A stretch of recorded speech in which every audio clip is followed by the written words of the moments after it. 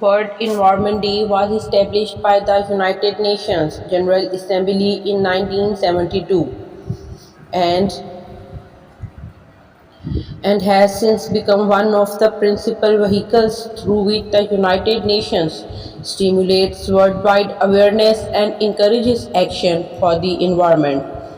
Each year, World Environment Day has a different theme, focusing on a specific environmental concern. The theme for World Environment Day on 5th June 2023 will focus on solutions to plastic pollution under the campaign Beat Plastic Pollution. The world is being inundated by plastic.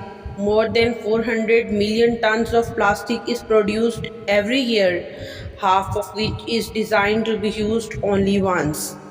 Of that, less than 10% is recycled. An estimated 19 to 23 million tons end up in lakes, rivers, and seas. Today, plastic clogs our landfills, leaches into the ocean, and is combusted into toxic smoke, making it one of the gravest threats to the planet. Not only that, what is less known is that microplastics find their way into the food we eat, the water we drink, and even the air we breathe. Many plastic products contain hazardous additives which may pose a threat to our health.